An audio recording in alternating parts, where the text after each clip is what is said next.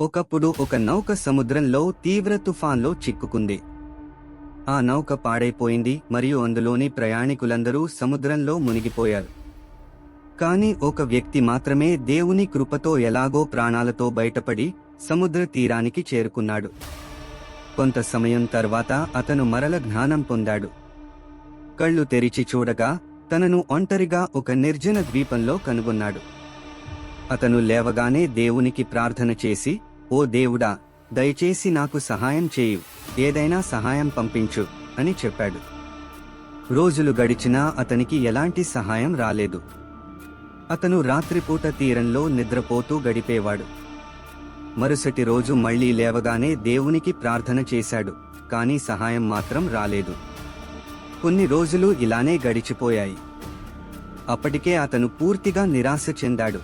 తన జీవితం నిర్జన ద్వీపంలోనే గడవాలని భావించాడు. ఆ వ్యక్తి కొంత పొయ్యి, గడ్డి తెచ్చుకుని తనకో చిన్న ఇంటిని నిర్మించుకున్నాడు. అందులోని విరిగిపోయిన నౌకలోని కొన్ని వస్తువులను సేకరించి ఆ ఇంటిలో ఉంచుకున్నాడు. అతను కొబ్బరికాయలు, చేపలను తింటూ జీవనం కొనసాగించేవాడు. ఒకరోజు అతను కొన్ని ఆకులను కాల్చి ఆహారం చేసుకుంటూ ఉంటాడు. తిరిగి వచ్చేటప్పటికీ అతని చిన్న ఇంటి మంటల్లో కాలిపోతోంది. అతను ఒక్కటే ఆశ్రయం పోయిందని చాలా బాధపడ్డాడు. కోపంతో దేవుడిని నిందిస్తూ, ఓ దేవుడా, నేను సహాయం చేయమని అడిగాను, కానీ నువ్వు నా ప్రార్థన వినలేదు. ఇక్కడ ఇల్లు కట్టుకుని ఉండేందుకు ప్రయత్నించాను, అది కూడా నువ్వే కాల్చేశావు.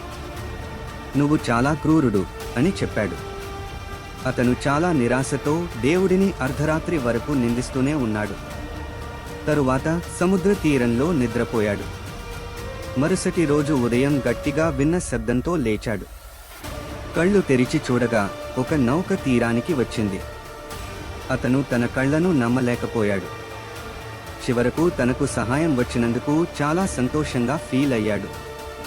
అతను ఆ నౌకపై ఎక్కి ప్రయాణం మొదలుపెట్టాడు. నౌకపైకి ఎక్కిన తరువాత అతను నౌక కెప్టెన్ను అడిగాడు, ఈ నిర్జన ద్వీపంలో నేను ఉన్నానని మీకు ఎలా తెలుసు? కెప్టెన్ సమాధానం ఇచ్చాడు, మేము ద్వీపం నుండి వచ్చిన అగ్ని సంకేతాన్ని చూశాం. దాంతో అక్కడ ఎవరో ఉన్నారని అర్థమైంది. అందుకే మేము ఇక్కడికి వచ్చాం. ఆ వ్యక్తి ఆ అగ్ని సంకేతాన్ని పంపలేదని చెప్పాడు. కెప్టెన్, మేము ఆ అగ్ని సంకేతం చూసిన తరువాతే ఇక్కడికి వచ్చాం అని చెప్పాడు. అప్పుడు ఆ వ్యక్తికి తన మంటల్లో కాలిపోతున్న ఇంటి గురించిన విషయం గుర్తుకొచ్చింది. అతను గ్రహించాడు, కెప్టెన్ చెప్పిన అగ్ని సంకేతం అతని కాలిపోతున్న ఇంటే అని. దేవుడు తనను ఈ నిర్జన ద్వీపం నుండి బయటపడేందుకు తన ఇంటిని కాల్చడం దేవుని పథకం అని తెలుసుకున్నాడు. దేవుని పథకం తన పథకానికి మించినదని గ్రహించి దేవుడిని ధన్యవాదాలు చెప్పడం ప్రారంభించాడు. మన జీవితంలో కూడా మనం ఎంతో సన్నాహాలు చేస్తాము, కానీ మనకు కావలసినది జరగదు, అనుకోని విషయాలు ఎదురవుతాయి. ఎప్పుడు ఎలాంటి కష్టాలు ఎదురైనా దేవునిపై విశ్వాసాన్ని ఉంచి ధైర్యంగా ముందుకు సాగాలి. ప్రపంచంలో 7 బిలియన్ల మందిలో ప్రతి ఒక్కరికీ దేవుడు ప్రత్యేక పథకం ఉంచి ఉన్నాడు. మన ప్రయత్నాలను కొనసాగిస్తూ దేవునిపై విశ్వాసం ఉంచినప్పుడు ప్రతి సమస్య నుంచి బయటపడగలుగుతాం. కాబట్టి మీ జీవితంలో మీ పథకాలు విఫలమవుతున్నట్లు అనిపించినప్పుడు ప్రతి విషయంలో దేవుని పథకం మీకు మించినదని ఎల్లప్పుడూ గుర్తుంచుకోండి.